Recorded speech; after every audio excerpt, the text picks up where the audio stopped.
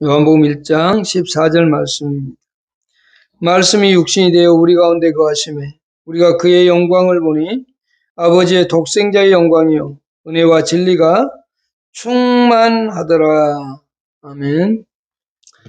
그리스도의 성육신이라는 제목으로 오늘은 말씀을 살펴보겠습니다.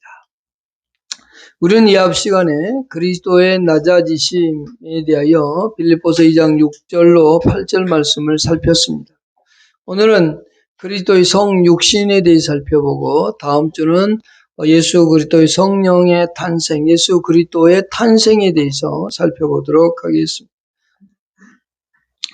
수천 년 동안 하나님의 백성들은 우리의 구원자, 우리를 구원해 주실 그 구원자가 오시기를 이스라엘 백성들은, 유대인들은 그렇게 기다렸습니다.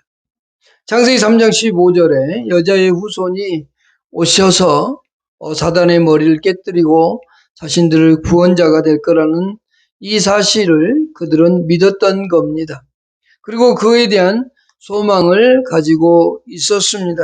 그래서 선지자들은 이 하나님의 말씀이 주어질 때마다, 그리고 이 메시아에 대한 예언이 주어질 때마다 자세히 살피고 연구했다고 베드로 사도는 베드로전서 1장 10절로 12절에서 그렇게 설명해 주고 있습니다.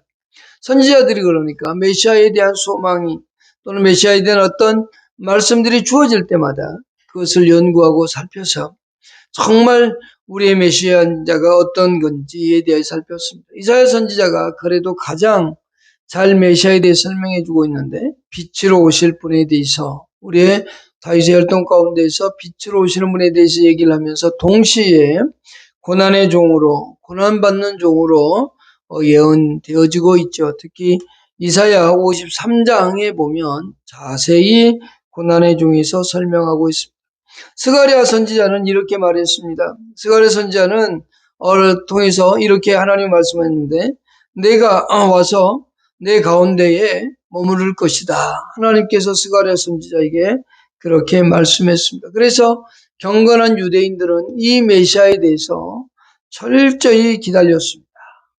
분명히 우리의 구원자가 메시아가 오시는데 이분은 구원의 빛으로 영광 가운데 이렇게 오실 것이다. 구속의 대속자로서 오실 것이다. 라는 것에 대한 기대감을 가지고 있었습니다. 그런데 그리스도가 이제 태어났을 때 경건한 그리스도인들은 그 아이를 보고 기뻐하기도 했습니다. 특히 목자들 같은 경우 너무 기쁜 소식을 받고 기뻐했던 걸 볼 수 있죠. 왜 기뻐했을까요? 이것이 바로 오시기로 했던 여자의 후손, 즉 그리스도의 성육신의 약속이 성취되었기 때문입니다. 그런데 그는 하나님의 본체셨지만 우리 인간과 똑같은 그와 같은 몸을 입으셨다고 말씀해 주고 있습니다. 하이델베르기 여기에 대해서 하이델베르크 교리문답 제14조 제36문에서 이것을 잘 요약해서 설명해 주고 있는데, 거기는 이렇게 되어 있습니다. 하나님의 영원하신 아들이 계속해서 참되시고 영원하신 하나님이신 채 성령의 역사를 통해 동정녀 마리아의 혈육에서부터 진정한 인간의 본질을 취하셔서 죄를 제외하고는 모든 것에서 자신의 형제와 같이 되어 참된 다윗의 자손이 되셨다, 이렇게 말씀해 주고 있습니다.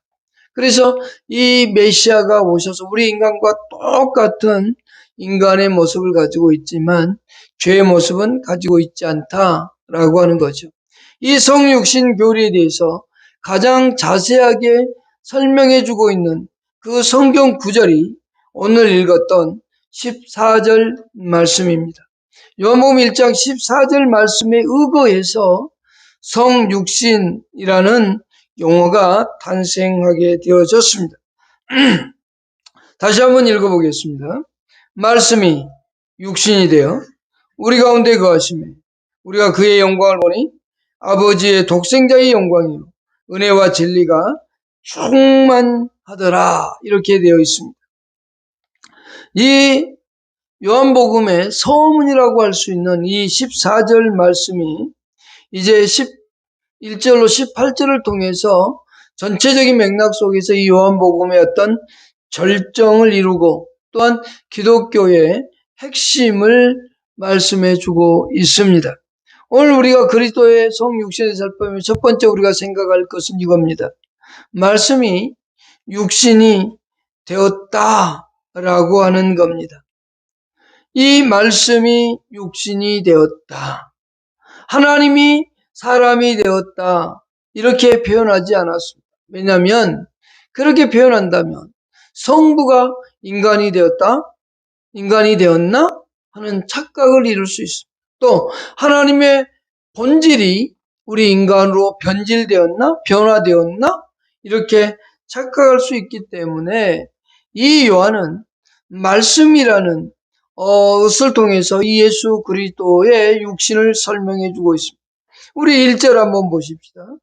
1절에 뭐라고 되어 있는가요? 요한복음 1장 1절에 태초에 말씀이 계시니라. 이 말씀이 하나님과 함께 계셨으니 이 말씀은 곧 하나님이시니라. 1절에서 말씀이 온전한 하나님됨에 대해서 설명해 주고 있습니다. 다시 말하면 요한복음 1장 1절에서 예수 그리스도, 우리의 구원자이신 예수 그리스도는 참된 하나님이심을 얘기해 주고 있습니다. 신성을 표현하고 있다라고 말할 수 있겠죠. 그런데 14절은 이 말씀이 하나님과 함께 계셨고 이 말씀이 하나님이라고 했는데 14절에서 이렇게 표현하죠. 말씀이 육신이 되었다고 얘기합니다. 이 말은 인간이 되셨다라고 얘기하고 있습니다. 말씀이 인간이 되었다라는 거죠. 다시 말하면 하나님이셨던 그분이 우리와 똑같은 인간됨에 대하여 말씀해 주고 있다는 겁니다. 여기서 우리가 이제 기억하고 배워야 되는 것, 절대 잊어버리지 말아야 되는 것 중에 하나가 뭐냐면 예수 그리스도는 신성을 가졌었고 동시에 육체를 가졌다는 겁니다. 신성과 인성을 동시에 지니셨다라고 하는 것을 얘기해 주고 있다라는 겁니다. 그것이 바로 오늘 14절에서 말씀해 주고 있습니다. 여기 그런데 하나님이 육신이 되셨다라고 되어 있잖아요. 말씀이 육신이 되어 이렇게 되어 있는데 여기 육신이라는 표현은 바울 같은 경우는 이 인간의 육을 부패하고 또 도덕적으로 타락한 어떤 인간에 대하여 설명을 했습니다. 그러나 예수 그리스도께서 여기서 말씀하고 있는 육신이 되었다는 것은 그것과는 전혀 차원이 다른 영어입니다. 우리가 똑같은 육신을 가지셨지만 그러나 부패하고 타락한 육체가 아니라 죄성을 지니지 않는 그런 육체를 가졌다라고 하는 거죠. 하이델베르크 문답 제30 14조 제36오문에서 말씀한 것처럼 하나님의 영원하신 아들이 계속해서 잠되시고 영원하신 하나님이신 채, 그렇죠. 하나님이신 채 성령의 역사를 통해 동정녀 마리아의 혈육에서부터 진정한 인간의 본질을 취하셔서 죄를 제외하고는 모든 것에서는 자신의 형제와 같이 되었다라고 되어 있어요. 육신을 가지고는 있었지만 그러나 그 육신은 부패하고 타락한 육체가 아니라 흙으로 돌아갈 수밖에 없는 그런 육체를 가지고 있다라고 하는 겁니다. 여기서 육신이라고 하는 것은 부패하고 타락한 그런 육체를 말하고 있는 게 아니라 죽어서 없어지는 육체만을 얘기합니다. 다시 말하면 우리 인간의 흙이었던 그 인간의 모습처럼 부스러지는 그런 몸을 말씀해주고 있는 거다라고 하는 거죠. 그러니까 우리 인간의 죄로부터 타락한 그런 것을 본받은 게 아니라 우리와 똑같은 육체의 모형만, 인성만 신성이 취했다라고 말해주고 있는 겁니다. 그래서 사도 요한은 이 육체에 대해서, 인간성에 대해서 잘 설명해 줬는데 요한복음 4장 6절과 7절에서는 피곤함과 갈증을 느끼시는 예수님에 대해서 설명해 주고 있고, 요한복음 11장 35절에서는 슬픔을 못 이겨서 눈물을 흘리시는 예수님을, 요한복음 11장 38절에서는 심지어 분노하시는 예수님의 모습을 보여주고, 요한복음 12장 27절에서는 갈등하시는 예수님의 모습을 보여줍니다. 우리 인간과 똑같은 육체를 취하셨기 때문에 그렇게 인간으로서의 모습을 가지셨던 겁니다. 그러면서 동시에 이 예수님은 신성을 벗어버리지 않았습니다. 신성을 벗어버리지 아니하고 인성을 그대로 취하신 것. 신성에는 어떤 변화나 변질이 발견되지 않습니다. 이게 우리 기독교가 가지고 있는 아주 오묘하고 크신 진리를 말씀해주고 있는 겁니다. 우리 이 세상에 많은 종교가 있다고 얘기하죠. 여러 가지의 종교들이 있습니다. 그러나 하나님이 인간이 되었다라고 하는 그 진리를 가르치는 종교는 오직 기독교밖에 없습니다. 불교나 이슬람이나 그 어떤 종교에도 하나님이 인간이 되셨다라고 가르쳐주지 않습니다. 이 예수 그리스도는 참되신 하나님이면서 동시에 참된 인간이셨음을 우리에게 말씀해주고 있습니다. 이 말씀이 바로 말씀이 육신이 되었다라고 하는 표현인 겁니다. 이보다 놀라운 기독교의 진리는 없습니다. 세상의 그 어떤 종교에도 이 같은 진리는 존재하지 않습니다. 그 어떤 도덕적인 사상에도, 어떤 철학적 사상에도 하나님이 인간이 되었다라고 하는 것은 우리 기독교만이 가지고 있는 놀라운 진리인 겁니다. 두 번째 보십시다.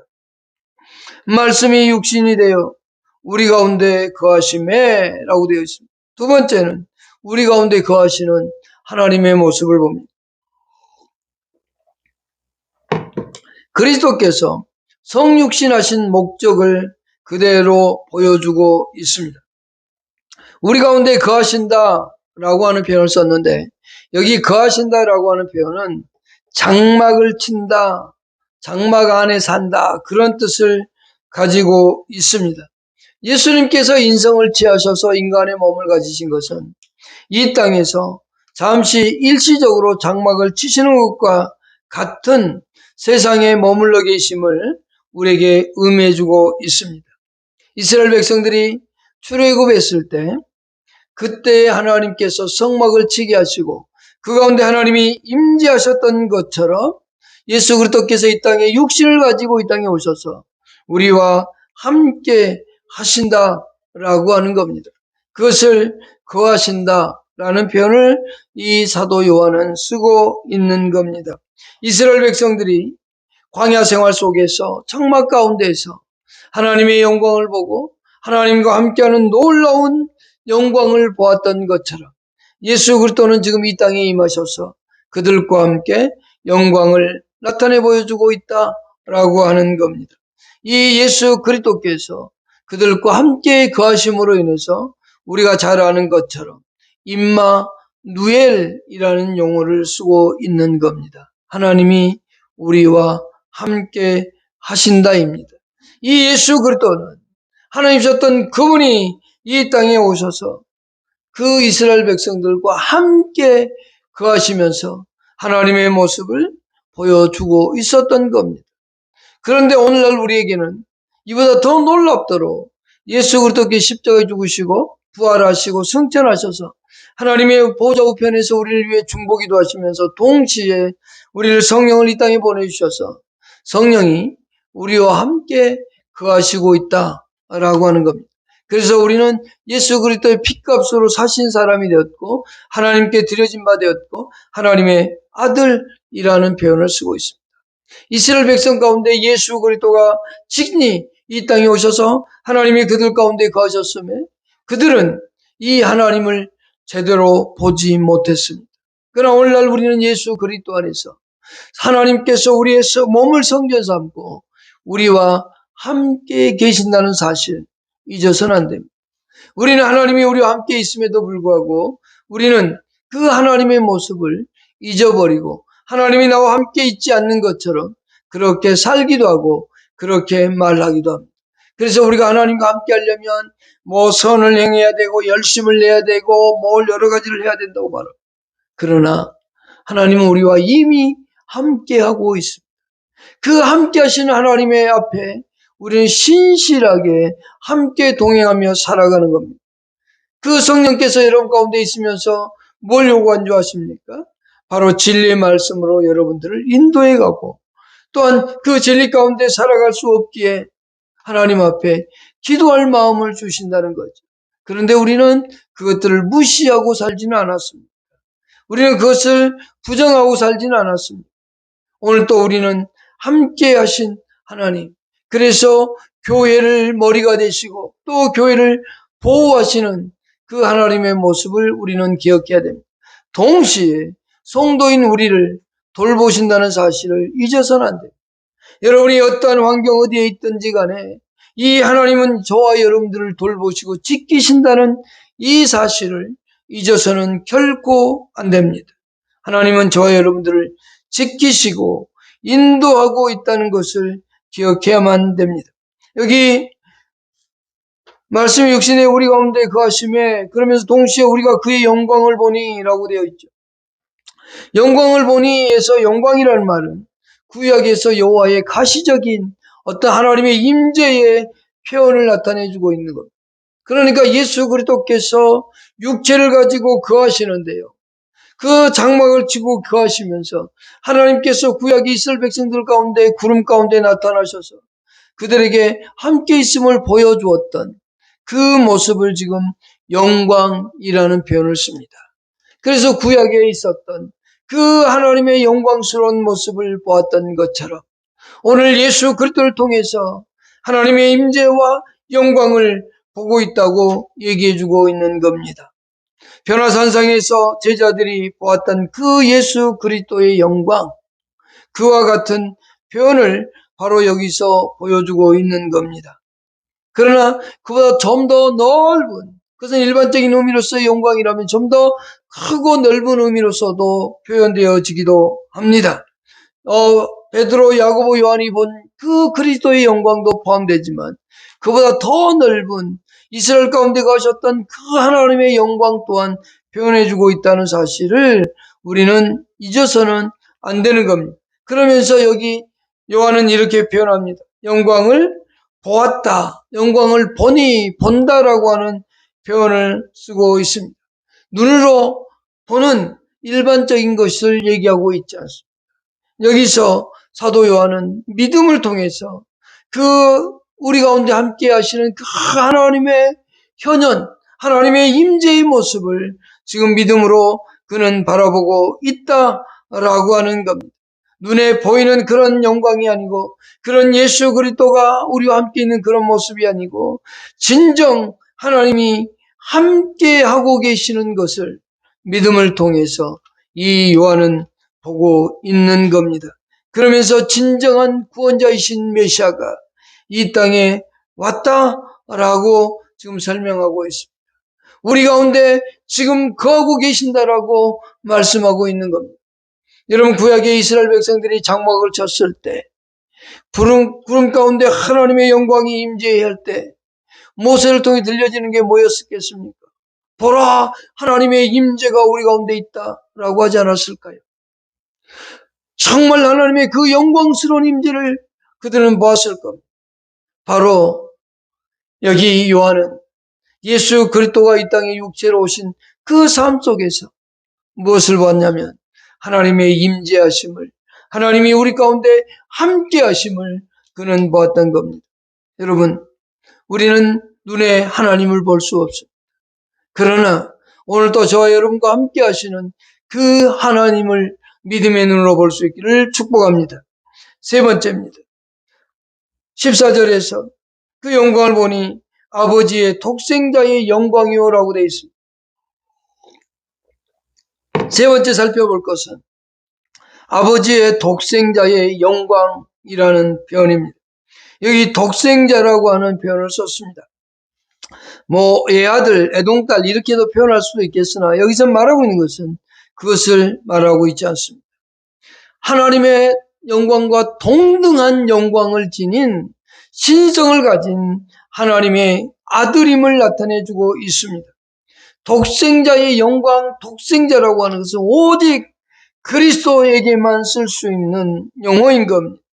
보통 사람들이 외아들, 외동딸을 말하는 그 용어가 아니라 하나님과 성부와 성자의 독특한 관계를 보여주는 그 용어인 겁니다.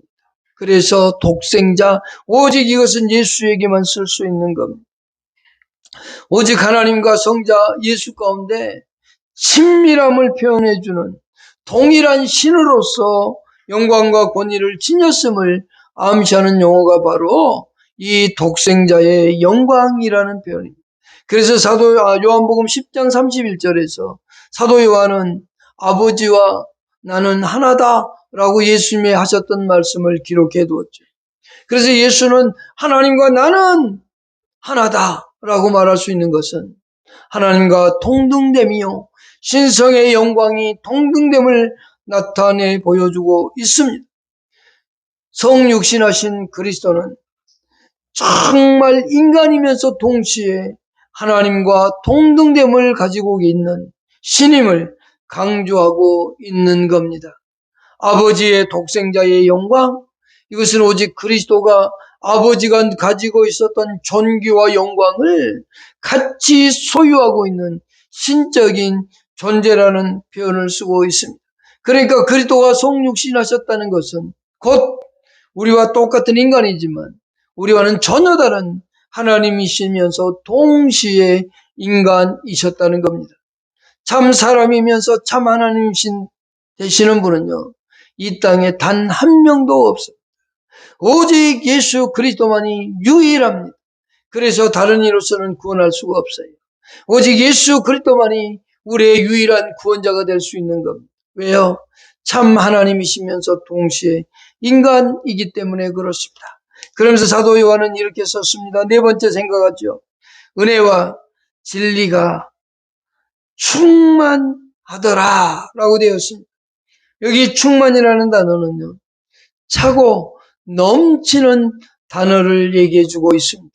충만이라는 것은 어떤 조금 가득 채워진 이 정도가 아니라 차고 넘치고 있는 상태를 지금 얘기해 주고 있습니다.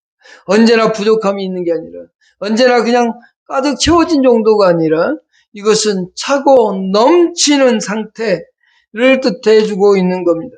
그러니까 여기서 충만이라는 표현을 쓴 것은 그리스도의 은혜와 진리가 차고 넘치고 진리의 풍성함이 가득함을 표현해주는 그 모습을 우리에게 설명해주고 있습니다. 그런데 뭐가 가득하죠? 은혜와 진리가 가득하다라고 요한은 얘기합니다. 그런데 이것을 요한은 이 독생자신 예수 그리스도를 설명하면서 동시에 두 개를 하나로 묶어서 지금 설명하고 있습니다. 은혜와 진리가 동시에 차고 넘친다라고 하는 거죠. 이 사도 요한은 예수께서 인간의 모습을 가지셨지만 그럼에도 불구하고 사도 요한이 이와 같은 표현들을 쓰는 것은 예수 그리스도는 하나님이시다라는 거예요. 이 요한복음을 기록한 가장 중요한 이유가 뭐냐면 요한복음 20장 31절에서 이것을 기록하면 하면서 예수 그리스도가 우리의 구주임을 믿게 하고 생명을 얻게 하려 함이라고 목적을 기록해 두었습니다. 그러나 그것을 단 한마디로 줄이면 이겁니다. 예수는 하나님이시다라는 겁니다.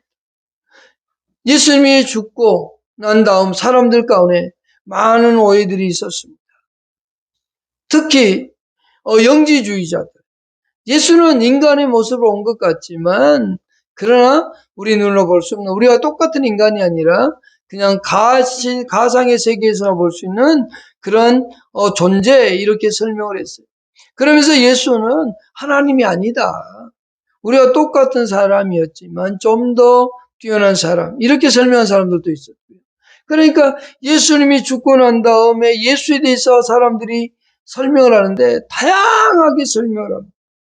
예수님이 행했던 기적들에 대해서도 오해하고 있는 것들이 많았습니다. 그래서 사도 요한이 안 되겠다. 우리의 구원자이신 예수에 대해서 바르게 가르쳐줘야 돼.